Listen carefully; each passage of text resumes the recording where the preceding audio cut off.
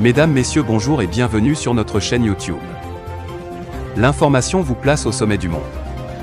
Alors, si vous êtes nouveau, abonnez-vous et cliquez aussi sur la cloche de notification pour ne plus rien manquer. On commence. Eh bien, très chers auditeurs, nous sommes cette fois-ci du côté du Mali, où les forces armées maliennes, en abrégé FAMA, continuent de consolider leurs acquis opérationnels contre des terroristes toujours fébriles et tentant de se réorganiser malgré le cuisant revers de Moura. Les FAMA ont en effet, à travers deux opérations de frappe aérienne, le 18 avril dernier, neutralisé une douzaine de terroristes dans la forêt de Ganguel, à environ 10 km de la commune rurale de Moura, indique l'état-major général.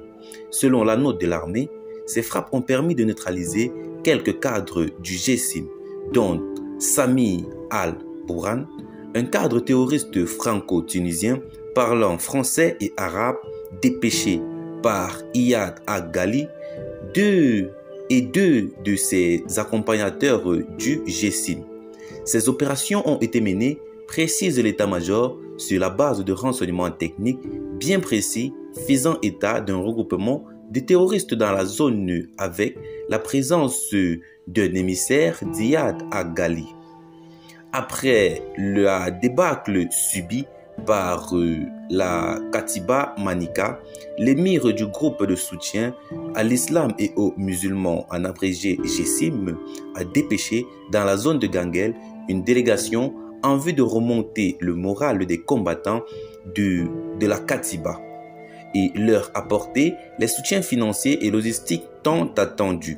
L'objectif de la mission d'Al-Bourhan dans cette zone était de transmettre un message de propagande selon lequel les femmes s'inscrivent désormais dans une entreprise d'extermination de la communauté Peul, reporte la source militaire.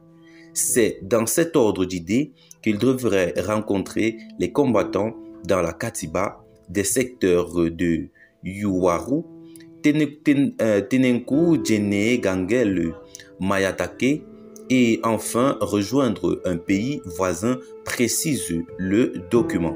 L'état-major général des armées rassure les populations qu'aucun effort ne sera de trop pour les FAMA dans leur lutte implacable pour la protection des personnes et de leurs biens.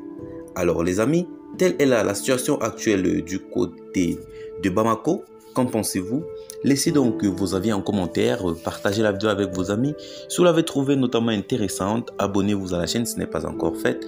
Et retrouvons-nous prochainement pour de nouvelles notes d'information. Bye bye.